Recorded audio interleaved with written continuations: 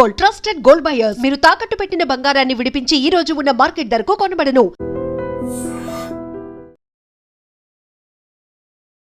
నమస్తే, welcome to I dream. ప్రస్తుతం నాతో పాటు స్టూడియోలో ఉన్నారు ఫ్యామిలీ కౌన్సిలర్ అలాగే పబ్లిక్ స్పీకర్ రజనీ రమ గారు. మేడంతో మాట్లాడదాం. మేడం నమస్తే. నమస్తే మేడం, విశాఖలో ఒక దారుణమైనటువంటి ఘటన. డేటింగ్ యాప్లో పరిచయమైనటువంటి ఒక యువతి తర్వాత అతడి చేతిలోనే దారుణ హత్యకు గురైంది. అంటే ఈ మధ్యకాలంలో ఎలాంటి ఘటనలు జరుగుతున్నాయి మనం చూస్తున్నాం. ఏ విధంగా చంపబడుతున్నారో మనం చూస్తూ ఉన్నాం. పర్టికులర్గా ఈ కేసులో డేటింగ్ యాప్లో పరిచయం అయిన తర్వాత కొన్నాళ్ళు బాగానే ఉంది. తర్వాత ఇతను డబ్బులు ఇవ్వటం, ఆ డబ్బులు ఇంకా ఎక్స్పెక్ట్ చేసి ఆమె వాదనగా దిగుతాం. అంటే ఆయన చెప్పే వర్షన్, పోలీసులు అతను అరెస్ట్ చేశాక వచ్చినటువంటి విషయం. సో వెంటనే ఆమెని చంపే కాడికి వచ్చిందంటే ఎట్లా చూస్తారు మేడం? వల్లి గారు, ఇప్పుడు అక్రమ సంబంధాలన్నీ కూడా ఈ మధ్య మనం చూస్తున్నాము. దాన్ని ఏమనాలి? దాన్ని గమ్యం అనాలా, లేకపోతే వాళ్ళ ఉద్దేశం అనాలా, లేకపోతే ఎండ్ అనాలా? చివరికి అదే జరుగుతుంది. చంపుకోవడమా లేకపోతే ఆత్మహత్య చేసుకోవడమా? అంటే ఇద్దరికి మ్యారేజెస్ అయి ఉంటే కనుక నలుగురు మధ్యన జరుగుతుంది ఇది యుద్ధం. నలుగురికి కూడా చాలా తీవ్రమైనటువంటి మనస్తాపము, కుటుంబం అస్తవ్యస్తం అవ్వడం, పిల్లలుంటే ఇంకా దారుణంగా డిస్టర్బ్ అవ్వడము, ఇంకా మొత్తం టోటల్ ఫ్యామిలీస్ అన్నీ కూడా డిస్టర్బ్ అయిపోతూ ఉంటాయి. ఇటు పేరెంట్స్ దగ్గర నుంచి, వాళ్ళకి పుట్టిన పిల్లల దగ్గర నుంచి, వీళ్ళు ఎవరితో అయితే అక్రమ సంబంధం పెట్టుకున్నారో వాళ్ళు మొత్తం డిస్టర్బ్ అవుతారు. టోటల్ లైఫ్ దాన్ని ఎదుర్కొనే శక్తి, ధైర్యం, దమ్ము లేక చంపేయడం, చచ్చిపోవడం, పిల్లల్ని చంపేసేయడం, లేకపోతే మళ్ళీ వాళ్ళ వెనకాల వీళ్ళు చచ్చిపోవడం, ఇవే కదా మనం చూస్తున్నాము. అంటే ఇప్పుడు ఇవన్నీ చూస్తూ కూడా మనుషులు ఎవరు మారటం లేదు. ఇప్పుడు ఈ కేసు చూసుకుంటే మనకి కోవిడ్ టైం దగ్గర నుంచి అని అంటే ఇప్పుడు ఎన్ని సంవత్సరాలు అయిందో చూడండి. ఇన్ని సంవత్సరాల నుంచి అక్రమ సంబంధం సాగిస్తున్నాడు. మరి మ్యారేజ్ ఎప్పుడైంది తనకి? ముందే అయిందా తర్వాత అయింది అనేది మనకు తెలియదు, కానీ అది సాగిస్తూ ఉన్నాడు. మేబీ అతనికి ఈ మధ్య కాలంలోనే పెళ్ళి అయి ఉండొచ్చు, ఎందుకంటే భార్య ప్రెగ్నెంట్, పుట్టింటికి వెళ్ళింది అని చెప్తున్నారు కదా. కాబట్టి ఈ అక్రమ సంబంధం మొదలైన తర్వాత ఈ మధ్య కాలంలో మ్యారేజ్ అయినట్టు మనకు తెలుస్తుంది. సో ఇప్పుడు ఏమవుతుందంటే ఇక్కడ ముందు నుంచి ఒక మోజు అనొచ్చు, ఒక మోహం అనొచ్చు, ఒక లోభం, ఏదైనా కానీ దానికి లొంగిపోవడం అనమాట ఆ మోజు. అప్పుడు ఏమవుతుందంటే చాలా స్వీట్గా ఉంటుంది. డబ్బులు ఇస్తారు, నగలు ఇస్తారు, లేకపోతే వాళ్ళు అమ్మాయిలు కూడా ఎదురు డబ్బులు ఇచ్చిన కేసులు కూడా ఉన్నాయి కదా, అవి కూడా మనం విన్నాం, చూసాం. అయితే సాధారణంగా ఈ మగవాళ్లే తీసుకెళ్ళి ఇవ్వటం అనేది జరుగుతూ ఉంటుంది. ఇప్పుడు ఏం చెప్పాలి ఇక్కడ? ఏ ఆశ అనాలా? ఏది లేనిదే వాళ్ళు కూడా రారు వీళ్ళకి. అవును. సో ఇతను బాగుంది, బంగారు గుడ్లు పెడుతున్నాడు, చక్కగా మనం సంపాదన ఏమంటారు, మన సొమ్ము బాగా చేసుకోవచ్చు అన్న ఆలోచనతో కూడా ఉంటారు కొంతమంది. వీడు పెళ్లి చేసుకునేవాడైతే ఇన్ని సంవత్సరాలు అక్రమ సంబంధం సాగించడు. సో ఇతను నన్ను పెళ్లి చేసుకోడు, కేవలం ఇలాగే కీపుగానే ఉంచుకుంటాడు అనేది వాళ్ళకి అర్థమైపోతుంది. అర్థమైనప్పుడు ఏమవుతుందంటే వీళ్ళ దగ్గర నుంచి డబ్బు కానీ ప్రాపర్టీస్ కానీ రాయించుకోవడం, తీసుకోవడం లాంటి ముందు జాగ్రత్త చర్యలు చేస్తూ ఉంటారు. అంటే లైక్ వీళ్ళు ఒక వ్యభిచారమే కదా, అది వ్యభిచారమే. నువ్వేమన్నా మనసు ఇచ్చావా, ప్రేమించావా, లేకపోతే అదేదో సినిమా ఉంది చూడండి, మేఘ సందేశం, జయప్రద నాగేశ్వరరావు గారి మూవీ ఒకటి వచ్చింది. అది ఒక పవిత్రమైన ప్రేమ బంధం చూపించాడు అందులో. ఆ అమ్మాయి అందులో పుట్టినప్పటికీ కూడా ఆమె చాలా పవిత్రంగా అతనిని ప్రేమించడం, అంటే మనసు కనెక్ట్ అయింది అక్కడ, అయ్యింది. కాబట్టి అతను కూడా పెళ్లి చేసుకున్నా కూడా పెద్దవాళ్ళ బలవంతంతో చేసుకుంటాడు.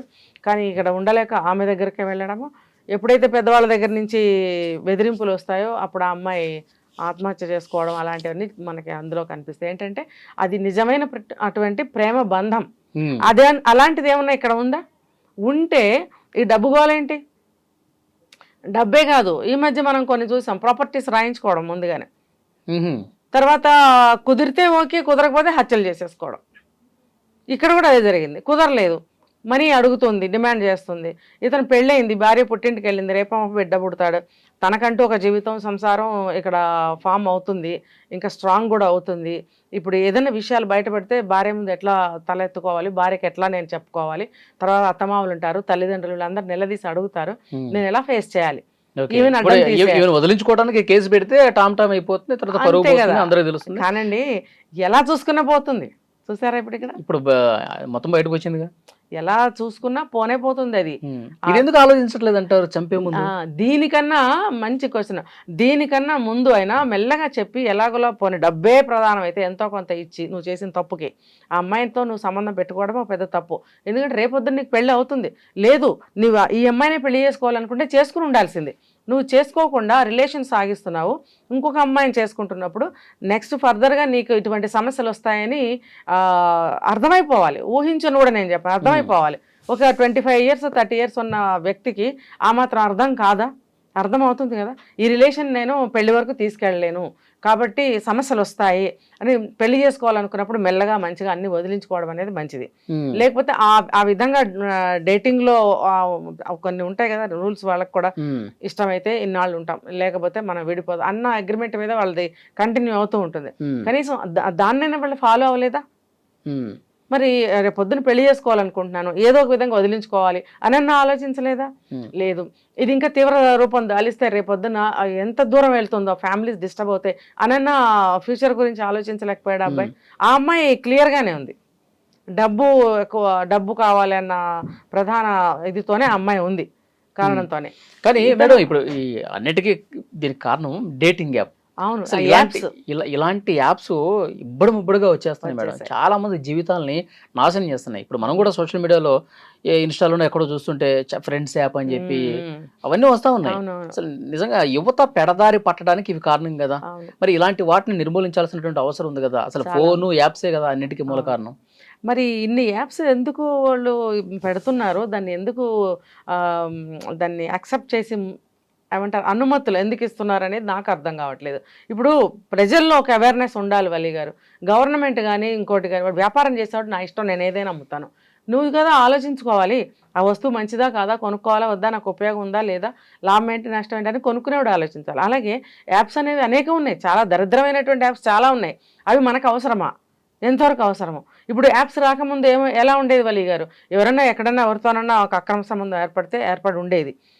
ఇది యాప్స్ ద్వారా అక్రమ సంబంధాలు పెట్టుకోవడం అనేది, ఆ యాప్ రావడం ఏంటి చూడండి, బాట పరిచినట్టే కదా. అదే కదా, ప్రతి దానికి ఒక యాప్. ఈ యాప్స్ వల్ల యూజ్ ఏంటి? ఇట్లా బ్యాన్ చేయాలి కదా. ఇది నేను గతంలో కూడా కొన్ని వీడియోస్లో చెప్పాను, ఇలాంటి యాప్స్ని అసలు ఉంచకూడదు, గవర్నమెంట్ ఏమన్నా కేర్ తీసుకుని బ్యాన్ చేయించాలి అని. లేకపోతే ఇప్పుడు ఈ మధ్య చెప్తున్నారు చూడండి, 16 సంవత్సరాలు లోపల పిల్లలు ఇంటర్నెట్ చూడడానికి వీల్లేదు అని ఒక చట్టం తెచ్చారంట. అంటే మన దగ్గర కాదు, వేరే స్టేట్లో. అంటే ఎవరో ఒకళ్ళు ఏదో ఒక దాంట్లో యాక్షన్ తీసుకుంటున్నారు. 16 ఏళ్ల వరకే ముట్టుకోవద్దు అంటున్నారు. మరి 16 తర్వాత పెద్ద వయసు వచ్చేస్తుందా వాళ్ళకి ఒక్కసారిగా?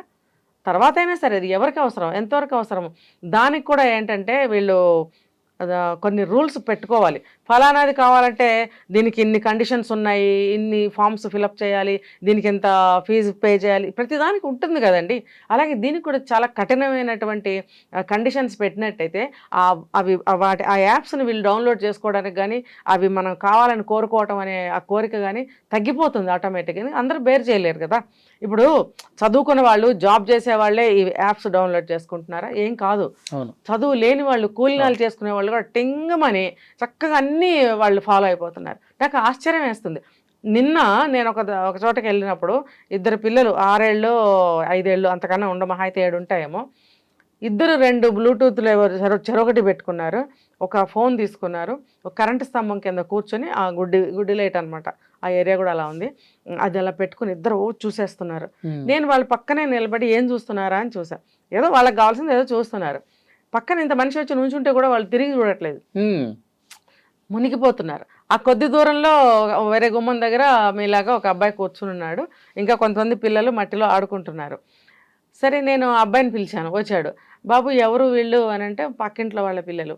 మరి బాబు నువ్వు సరే వాళ్ళు ఎక్కడో, వాళ్ళ ఇల్లు ఎక్కడో, వాళ్ళ పేరెంట్స్ చూడలేదు, నువ్వు చూస్తున్నావు కదా, నువ్వు యాజ్ ఎ సిటిజన్గా నీ బాధ్యత ఏంటి? ఆ పిల్లలు అక్కడ ఏం చేస్తున్నారు ఆ టైంలో, రాత్రి 7 గంటల టైంలో 7-8 అవుతుంటే పిల్లలు అక్కడ మట్టిలో ఆడనకూడదు, ఈ పిల్లలు ఇక్కడ కరెంట్ స్తంభం కిందకు వచ్చి ఈ ఫోన్లు చూడకూడదు. వీళ్ళు ఏదో ఆటలేవో చూస్తున్నారంటే ప్రస్తుతానికి ఆటలే చూస్తారు, తర్వాత ఏమైనా చూడొచ్చు. వాళ్ళు ఆ సెల్ ఫోన్ని చాలా ఈజీగా అన్ని ఇలా మార్చేస్తున్నారు. అసలు మనం చేయలేమేమో అన్నంత ఫాస్ట్గా అనమాట. చాలా ఇదిగా వాళ్ళకి ఏది కావాలో డౌన్లోడ్ చేసేసుకోవడం, చూసేయడం అలవాటు పడిపోతున్నారు. నీ బాధ్యత కదా వాళ్ళకి చెప్పడం. అంటే వాళ్ళ పేరెంట్స్ మా పిల్లలు మా ఇష్టం మేము ఇస్తాం నువ్వెవరు అన్నారట అబ్బాయిని ఆహా. 2-3 సార్లు హెచ్చరిస్తే. అందుకని ఆ అబ్బాయి చెప్పడం మానుకున్నాను మేడం అన్నాడు. ఇంకా ఆ పిల్లలకి నేను గట్టిగా ఒకటి వీపు మీద తగిలిచ్చితే అప్పుడు లేచి నుంచున్నారు. ఉమ్. ఎక్కడ మీ ఇల్లు మీ అమ్మ నాన్న ఎక్కడున్నారు అని అంటే పారిపోయారు అక్కడి నుంచి. నేను వాళ్ళ ఇంటి వరకు వెళ్ళాను. ఉమ్. ఇంటి వరకు వెళ్ళి పిలువు మీ నాన్ననంటే మా నాన్న లేడు డ్యూటీకి వెళ్ళిపోయాడు. మీ అమ్మని పిలువు అని అంటే పిలుస్తా అని వెళ్ళాడు, మళ్ళీ రాలేదు. ఉమ్.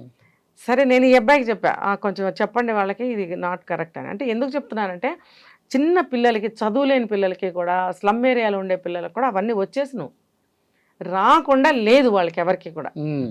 సో అంత ఈజీగా వాళ్ళు నేర్చేసుకుంటున్నప్పుడు ఇలాంటి వాటికి ఎటువంటి కఠినమైనటువంటి కండిషన్స్ పెట్టాలి ఆ యాప్ కావాలి అని అంటే అసలు ఆ యాప్ ఎందుకండి? అసలు దేనికది? పాతకాలంలో అక్రమ సంబంధాలు పెట్టుకుని వాళ్ళు పెట్టుకోలేదా? అవసరమైనవాడు నాశనం అవ్వాలనుకున్నాడు ఎలాగో పెట్టుకుంటాడు. అవును. నువ్వు యాప్లో ఎందుకు దాన్ని పెట్టడం? ప్రతి దానికి ఉన్నాయి, దేనికి లేదనేది లేదు యాప్స్. అవును అవును. కాబట్టి ఇలాంటి దరిద్రమైనటువంటి యాప్స్ అన్నీ కూడా బంద్ చేయాలి. ఇప్పుడు చూడండి ఇరాన్ యుద్ధం తీవ్రంగా అవుతుంది కదా, తీవ్రతరం అవుతున్నప్పుడు ఈ నెట్కి కూడా మనకి ఇంటర్నెట్కి కానీ డాటాకి దేనికైనా సరే గండి అని చెప్తున్నారు ఇప్పుడు. అప్పుడు కానీ అంటే సముద్రం లోపల సీ కేబుల్స్ కేబుల్స్ అవన్నీ కూడా కట్ అయ్యే ప్రమాదం ఉంది, లేకపోతే ఆపేసే అవకాశం ఉంది. ఇప్పుడు అది నడుస్తుంది, వాళ్ళ హాట్గా నడుస్తుంది. కాబట్టి నిజంగా అంటే ఒక పక్క నుంచి ఏం చెప్తున్నారు, అది కనుక ఒకవేళ ఏదన్నా అయితే చీకట్లోకి వెళ్ళిపోతుంది ప్రపంచం. అంటే ఇప్పుడు మీరు యాప్స్ అన్నారు, ఇది కూడా ఒక యాంగిల్ కాదా? అందులో ఇది కూడా ఒక చీకటి కోణమే కదా. ఇలాంటివి నాశనం అయితే మంచిదే. అంటే ఒకప్పుడు ఇవన్నీ లేకుండా మనం బ్రతకలేదా? కానీ డెవలప్మెంట్ అనేది టెక్నాలజీతోనే ఉంది అనే బుద్ధి జ్ఞానం ఇలా చెడిపోయే వాళ్ళకి లేదు. లేకుండా వీళ్ళకి కావాల్సినటువంటి దరిద్రమైన యాప్స్ తీసుకుని డౌన్లోడ్ చేసుకుని చెడిపోతున్నారు. చివరికి ఏంటి, నా లైఫ్ ఏం మిగలదు అనేది వాళ్ళు తెలుసుకోవట్లేదు. చంపేస్తున్నారు లేదా చస్తున్నారు. ఇప్పుడు అతనికి చంపేస్తే ఏం జరుగుతుందో తెలుసు కదా, నేవీలో పనిచేస్తున్నాడు. నేవీలో పనిచేస్తున్నప్పుడు ఓ పక్కన ప్రపంచ దేశాలు ఈ సముద్రం మీద యుద్ధాలు చేస్తున్నారు, సముద్రం మీద ట్యాంకర్స్ని పేల్చేస్తున్నారు, షిప్పులు పేల్చేస్తున్నారు. ఇంత ఉంటే నువ్వు ఒక నేవల్ ఎంప్లాయీగా నీకు ఎంత బాధ్యత ఉండాలి, నీకు ఎంత అరే మన దేశం ఏమైపోతుంది అనే ఒక దిగులు ఉండాలి. నీకు అది లేకపోగా నువ్వు కత్తులు కొనుక్కొస్తావా ఒక అమ్మాయిని చంపడానికి? ఒక అమ్మాయిని నువ్వు వదిలించుకోవాలంటే నువ్వు చంపాలా?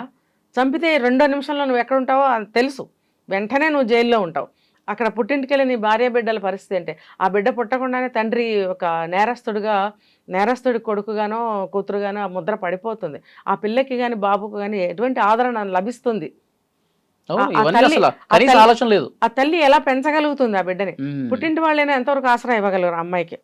కానీ అతను చంపడం కూడా ఎంత క్రూరంగా చంపాడు. తల వేరు చేసి బయటికి అది ఎక్కడో తోటలో తీసుకెళ్లి తల కాల్చేసాడు. అంటే అనుకుంటున్నారు ఇప్పుడు ఈ మధ్య మనం ఇలాంటివి చాలా చూసాం. మొండాన్ని మిగిల్చేసి మిగతా పార్ట్స్ని నామరూపాలు లేకుండా చేస్తున్నారంటే సాక్ష్యం దొరకకూడదనే. మరి నిమిషంలో నువ్వు పట్టుబడుతున్నావు కదా, మళ్ళీ వెళ్ళి ఫ్రెండ్కి చెప్పడం ఆపద్బాంధవుడు. మళ్ళీ నువ్వు ఆ ఫ్రెండ్ ఎవరో కానీ మంచి సలహా ఇచ్చాడు, నువ్వు వెళ్ళి లొంగిపో, లేకపోతే ఇంకా కఠినంగా ఉంటాయి శిక్షలు. ఎలాగో ఉంటాయి కఠినంగా, దానికి తగ్గట్టు. ఇప్పుడు వాడు లొంగిపోతే ఇప్పుడు భవిష్యత్తు లేదుగా, నీకు కుటుంబం లేదు, భవిష్యత్తు లేదు. నీ తల్లి తండ్రి కూడా నిన్ను చేరతీయరు, నిన్ను అసహించుకుంటారు. సమాజమే బహిష్కరిస్తుంది.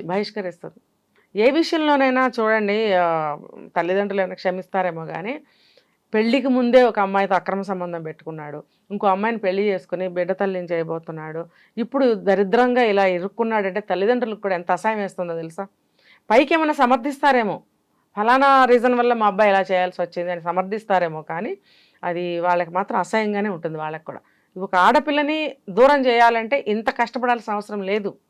ఆ అమ్మాయికి ఏదో విషయాన్ని ఒక చెప్పాల్సిన విధంగా చెప్పి ఏమన్నా ఇవ్వదలుచుకుంటే నేను ఇంతకన్నా ఇవ్వలేను, నువ్వు కూడా నీ లైఫ్ నువ్వు చూసుకో, నా లైఫ్ నాకు ఉంటుంది కదా, నీ లైఫ్ నీకు ఉంటుంది, ఏదో ఒక పీరియడ్లో జరిగింది, ఓకే దట్స్ ఇట్ అనేది ఒక చేసుకోలేకపోయాడు అతను. చూద్దాం మేడం, ఇంకా ఆగాలి. సో అందుకు తగ్గట్టుగా చట్టంలో కూడా చాలా కఠినమైన శిక్షలు పడే విధంగా మార్పులు తీసుకురావాలి, అప్పుడే ఆగే అవకాశం కనిపిస్తుంది. మీరు అన్నట్టు ఆ యాప్లు కూడా కేంద్ర ప్రభుత్వం దృష్టి పెట్టాల్సిన అవసరం ఉంది. ఇప్పుడుగా వేటికి పెడితే వాటికి ఇచ్చేసి యువత చెడిపోతున్నారు కాబట్టి అటువైపు కూడా ఆలోచన చేయాలని కోరుకుందాం. Thank you very much.